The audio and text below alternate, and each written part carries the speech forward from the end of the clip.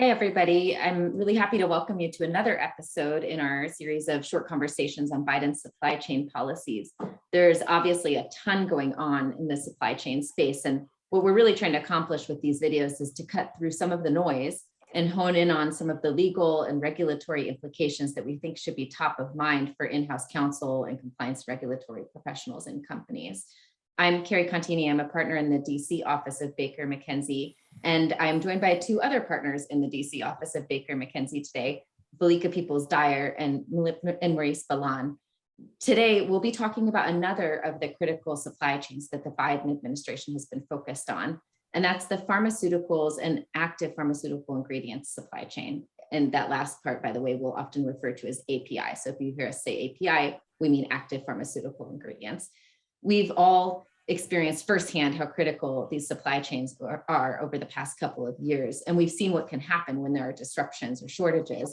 The administration has been focused on shoring up this supply chain, and they've been focusing on identifying risks that contribute to shortages and other disruptions.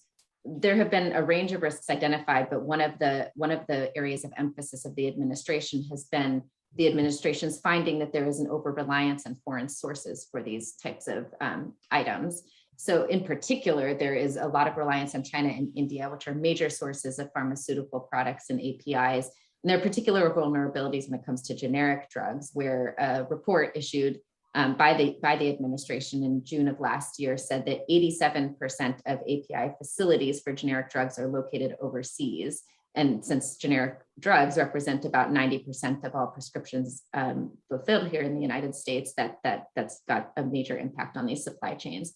So the administration's policies have been focused on ways to address these risks, such as an emphasis on onshoring and nearshoring production and other efforts such as supply chain transparencies and a range of other things. So Veleka, I wanted to start with you. Veleka is a FDA regulatory expert. So when you look at the administration's efforts from an FDA regulatory standpoint, what are a few of the main legal implications that you would be focusing on if you were in-house counsel or regulatory professionals?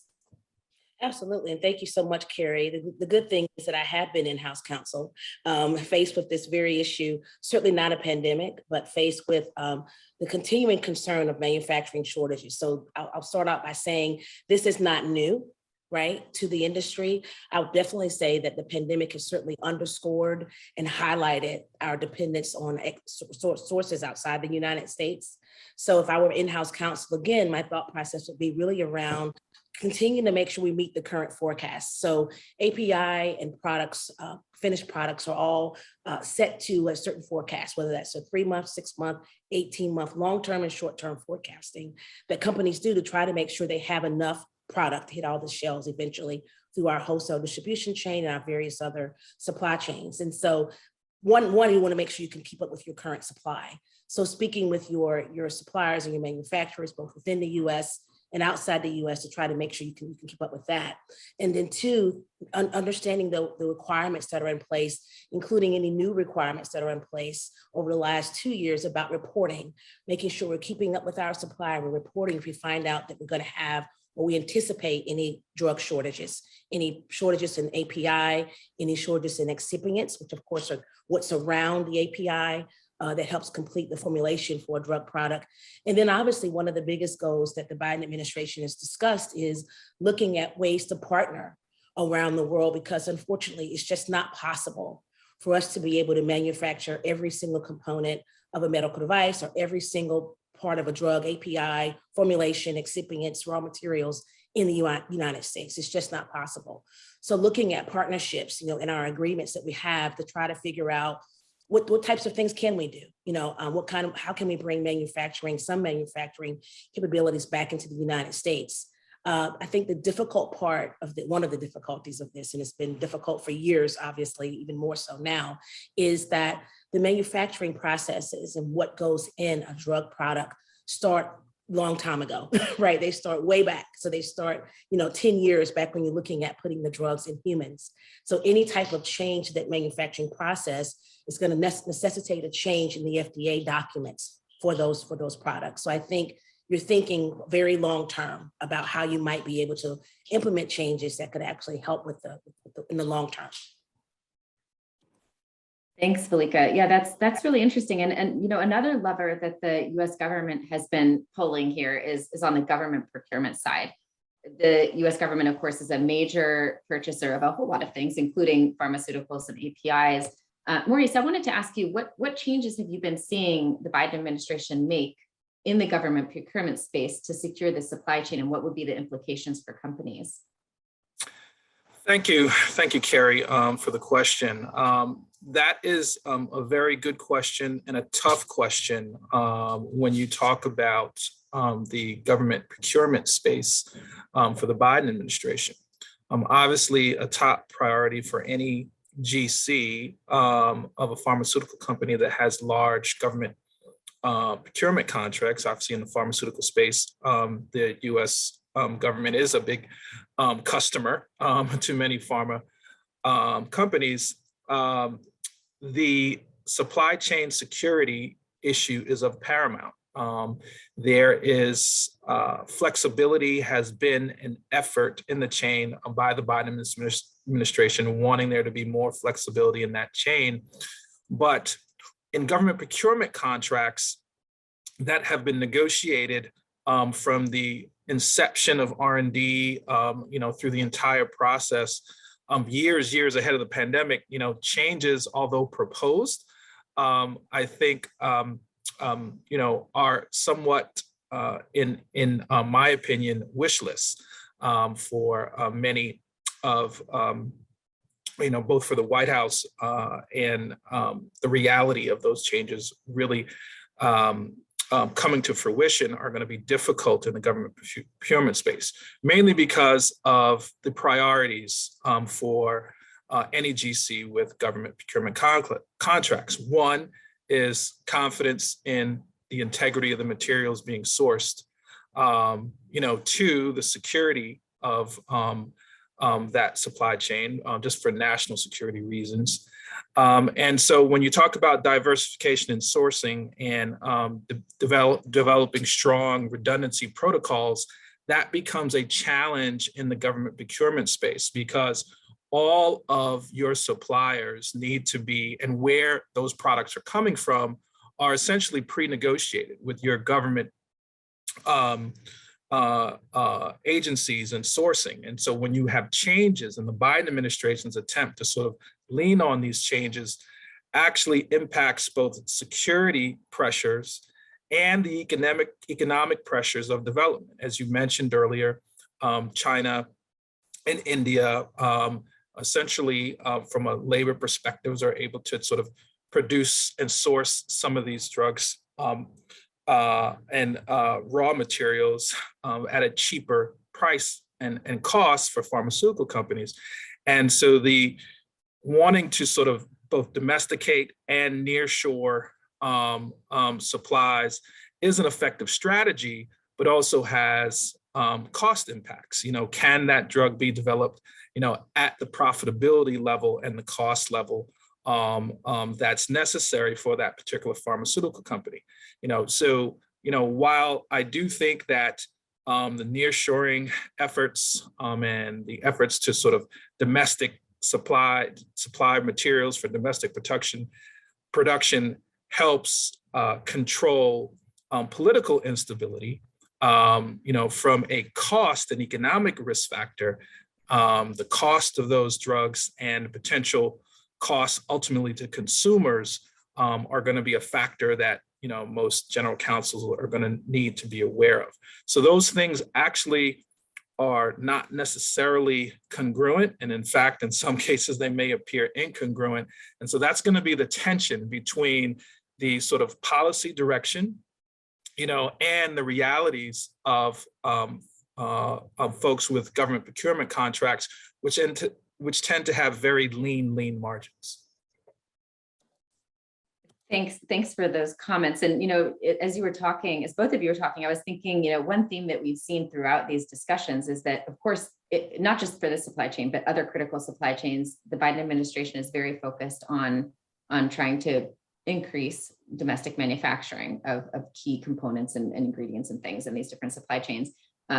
I think everyone agrees that that's very hard to do, no matter what sort of incentives and other kinds of measures you put in place to try to do that. But that is one of the policy goals.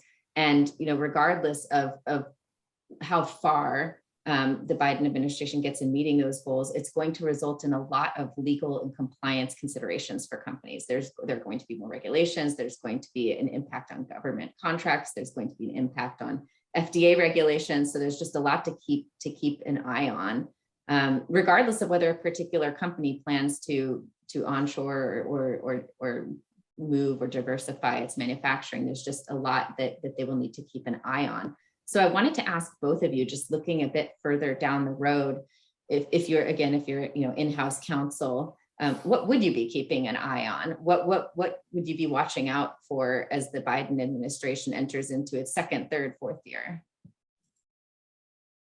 I think from my perspective, Kerry, and certainly my fellow, the in-house counsel teams that I work for, they certainly are very experienced, and they know that, the start of this really is where the concern is. It's like you said, you can throw as many incentives and things behind it, but quite frankly, each of these manufacturing facilities have to be up and running and have to be inspected and approved by the FDA. Right. And so that is a long process. And then they have to be, all of their manufacturing specifications have to be included in the marketing authorization, whether that's, usually it's a new drug application or ANDA, abbreviated new drug application. And so this is a process. So I don't know so much about necessarily the change in FDA regulations per se, as it is about getting space here, getting the FDA out to be able to do inspections, getting these new facilities online, right, to be able to manufacture additional products in the US. And again, back in the 70s, I believe it was when we started seeing a lot of movement, lots of large companies taking their manufacturing outside the US. And so bringing that back. So right now, I think companies are thinking about that long-term process of getting new facilities and getting them FDA approved to manufacture, right, and updating their marketing authorizations is a longer term strategy. The shorter term strategy is thinking about, is there any way to get any additional supply, right, out of our existing facilities? Is there any way to perhaps partner with other companies that may have facilities available in the US that we might be able to use, get FDA approved for our particular products, and work together to try to meet those goals and on a short perspective? Maurice, do you have any thoughts on that? Yeah, and from a government procurement strategy, I think our GCs at pharmaceutical companies are going to have to make strategic decisions. Are they going to be able to meet the certification standards and requirements and expectations of the FDA? Those standards, as you try to diversify the sources, are not going to change, and those standards are not going to be reduced. And so they're going to be able to have to meet the same standard and deliver to the market confidence and integrity in the materials, which the FDA is going to be sort of concerned about, but also certifications on price, certifications on cost.